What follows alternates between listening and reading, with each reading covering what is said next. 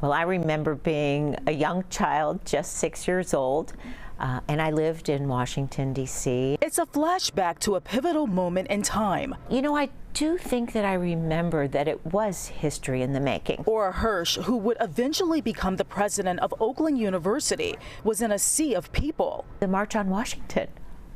Her father, a prominent religious leader, Rabbi Richard Hirsch, was a friend and supporter of the Reverend Dr. Martin Luther King Jr. Whenever Martin Luther King would come to Washington, he never had an office, so he used my father's office on Massachusetts Avenue to do his work.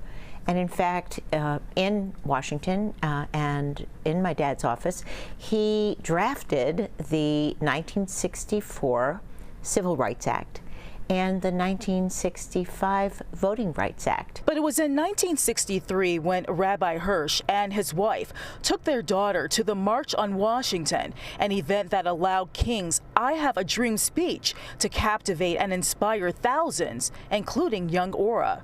I remember thinking about the dream and what the dream meant, and that it was powerful to have a dream of an idyllic future. As the words "I have a dream" resonated with Ora, they helped to plant seeds of activism in this future leader. Extremely powerful message for me, and have remained an important part of every single job that I've had ever since. Young Ora would soon become Dr. Ora Hirsh Pescovitz, earning a medical degree, forging her way in corporate America, and becoming the current president of Oakland University, where she is determined to not lose sight of King's dream. In spite of the fact that we cannot recruit on the basis of affirmative action, we are very successful in recruiting underrepresented students and students who are underserved. The president of Oakland University not only keeps King's dream alive through her leadership, but also by giving back. I've made several donations to try to do that.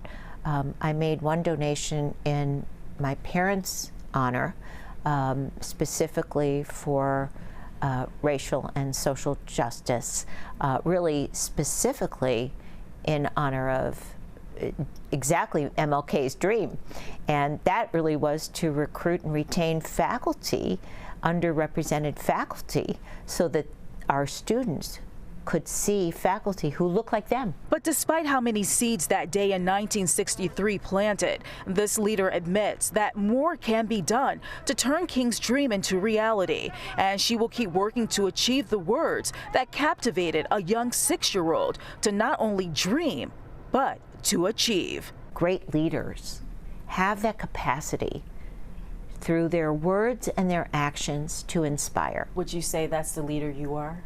Well, I don't know that that's the leader I am, but it might be the leader I aspire to be.